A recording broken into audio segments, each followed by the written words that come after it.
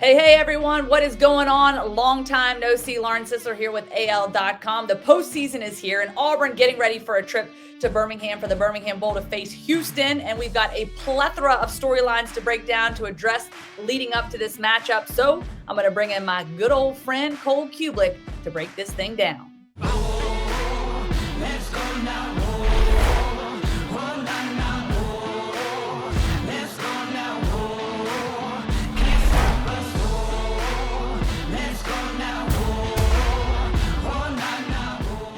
And our postseason prediction show brought to you by Medical Properties Trust. Cole Cubelic joining us from WJOX in the morning with Greg McElroy, 7 to 10. You can also catch him in the postseason. He's got a multitude of bowl games he's covering as well. And, of course, on SEC Network. Cole, well, we got lots to cover. And I realize that we're still a few days out from this football game. A lot can change. We got a lot of opt-outs. We got some big storylines we're talking about. But let's go ahead and just address the one off the top. Bo Nix, he's going to Oregon. Just your thoughts when that news broke just the other day.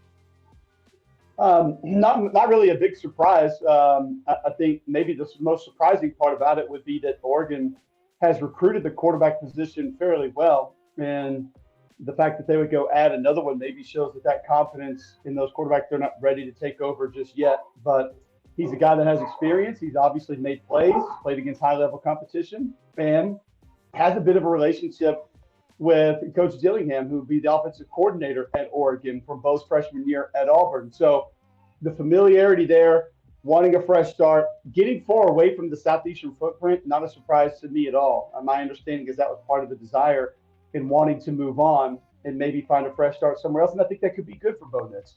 I think getting away from the noise of the Southeastern Conference, Auburn, his father, his family, everything that comes with that could end up being a positive for Bo Nix. And you look at what's going to be around him. Travis Dye will be back at tailback, a couple of receivers that have played. Be interesting to see what happens with that Oregon offensive line, because there are a couple of players that have decisions on whether or not to stay or go to the NFL.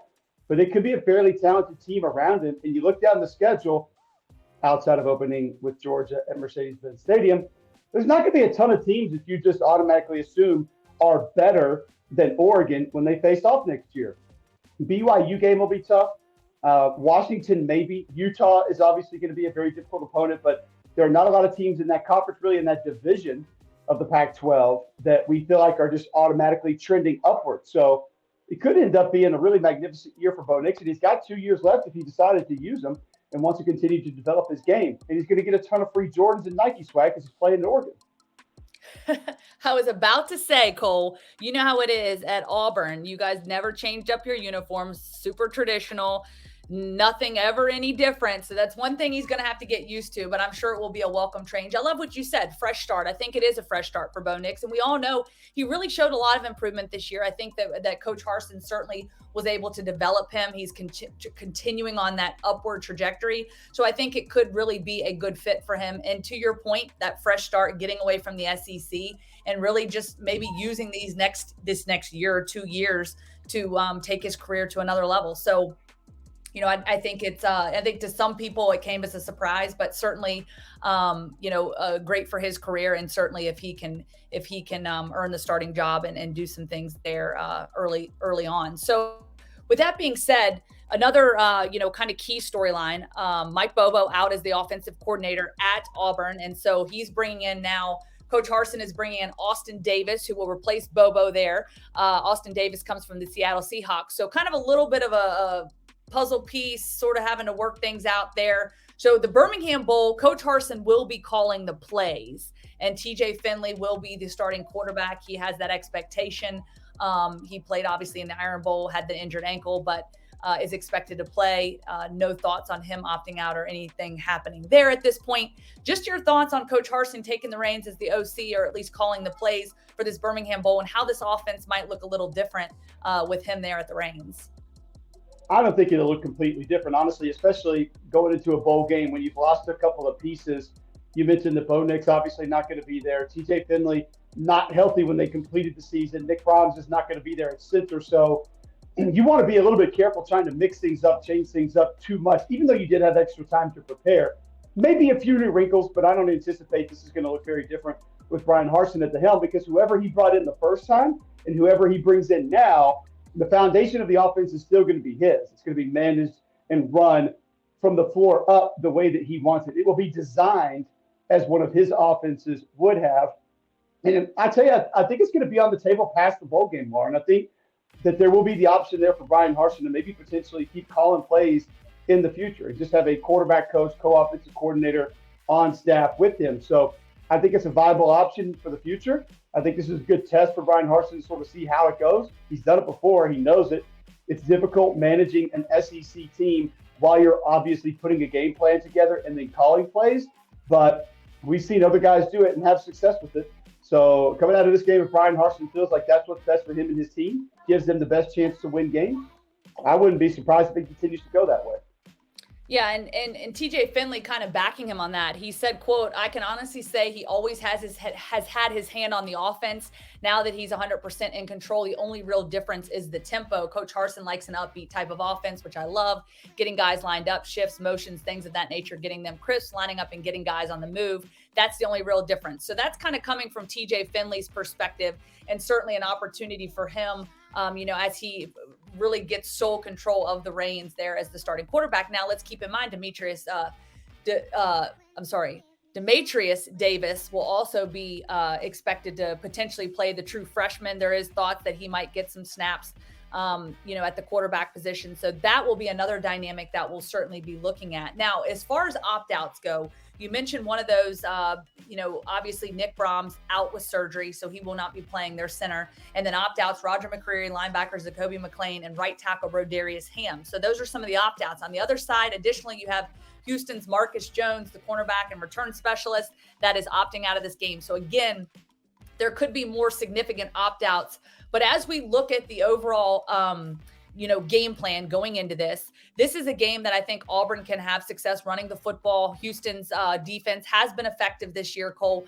But again, they have not faced this type of offense. So this could be Tank Bigsby's big game. He did not play a season ago, opting out because of COVID, did not end up playing. But I think this could certainly be a statement game for Tank Bigsby. On the other side of it, though, Houston, coming off 11-game winning streak before falling to Cincinnati in the AAC title game.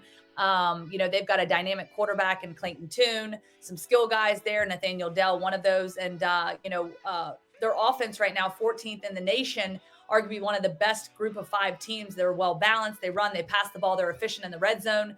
When you look at this matchup, what are you keying in on for Auburn versus Houston?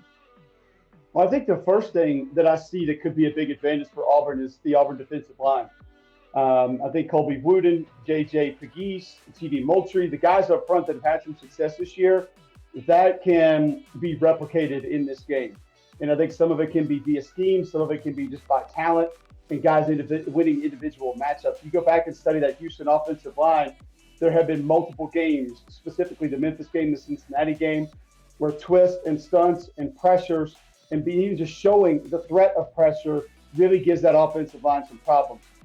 I think there's a chance that the Auburn defensive line could have a big day and could really be problematic. And if you can force Clayton Tune to move around a little bit and throw off platform, not be comfortable in the pocket, he does become a different quarterback. His strength is not mobility by any stretch of the imagination. So I think that's the area that I see for Auburn that really could have some success. Now, your concern comes at the second and third level because you lose your best cover corner and you lose the team's leading tackler. Those are obviously 2 guys that have been a big part of why that defense has been successful. But you're not going to anticipate playing 3 linebackers on many snaps in this game anyway. So you have other numbers that you could sub in for Zacoby McClain, and similar on the defensive end. Auburn's had numbers on the back end all year.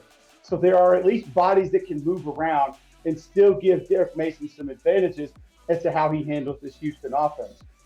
Depth is going to be big in this game. You mentioned that Houston's going to go up tempo. It sounds like Auburn's going to go a little bit faster than they have previously this season. So that's going to obviously be something that plays in. If we start getting 2 teams that are scoring in the 30s and 40s, depth towards the end of the game, middle, late fourth quarter, is also going to be a big factor as to who can come out with the W.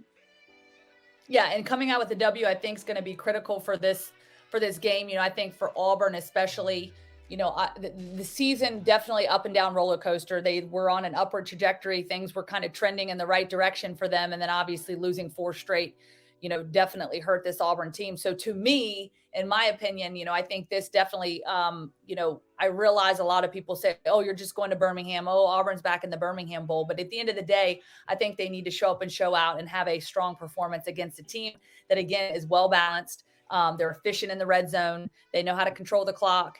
And, to me, this is a game that they need to come out here prepared to not look over this huge football team. And to me, it has more significance. In your opinion, if you're taking the overall,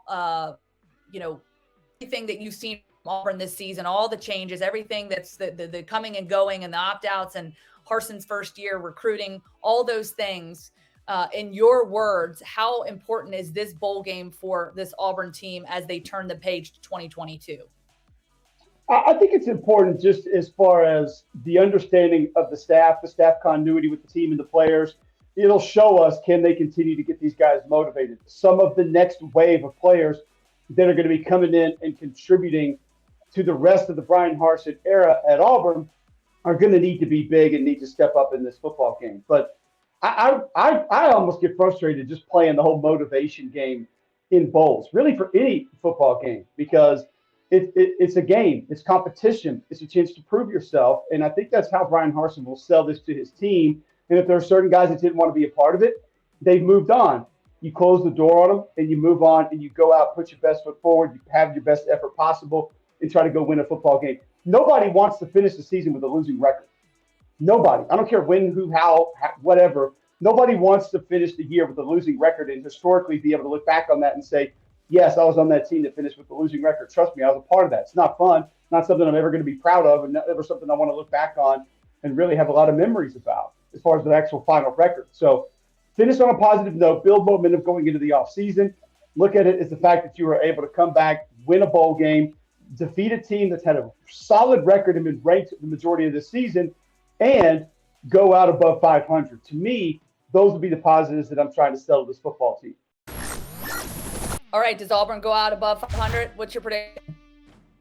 I think that Auburn defensive line is going to cause problems. And you look at the last time we saw them against Alabama, Derek Mason came up with a fantastic plan. Now he's going to have more time to plan for a team that's going to spend time in the pocket and be able to try to rattle Clayton Tune, get him off platform, force him to move, take away some of the quick throws. And I do think there's enough defensive line depth when you include some of the edge guys in this Auburn defense to continue to be able to make that happen.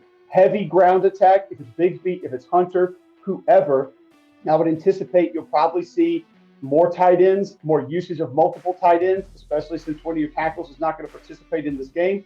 That's concerning for me in this game. But I do think that TJ Finley, coming back, hopefully getting that ankle close to being 100%, is going to be better and have a little bit more time to understand. If they're going to go faster, to me, that things are going to simplify things for TJ Finley a little bit. He'll be able to process it a little bit faster, a little bit easier. And I think Auburn finds a way to get a win. It's going to be a home crowd advantage for Auburn. Obviously, close to a sellout. You imagine most of those fans are going to be Auburn fans. So I think Bryan Harsin finds a way to get this team motivated, use some of the momentum from signing day, find a way to get some of the new players involved and energized, and Auburn wins the Birmingham Bowl. I'm going to go 31-28. Auburn finds a way to get this thing done. Love it. I'm going to go Auburn wins 27-21. I agree with you. I think this could be TJ Finley's game. He might not be 100% with the ankle, but an opportunity to really settle in, to kind of get some spark going on the offense. Tank Bigsby run the football, get some pressure there on their quarterback for Houston, try to get them off balance. And that's what this Auburn team can do in the absence of some of their top players. And we get an opportunity to see some of these younger guys step up. And I don't think there will be a lack of motivation, as you said, from Coach Harsin. Cole, we appreciate you. I guess we're saying peace out for now until 2022. Love ya. See you then. Medical Properties Trust, at the very heart of healthcare. It's guaranteed that I die legend. Yeah, son God, homie, I'm reverend. Preach, just protecting my investment. Ask about me, integrity's not a question.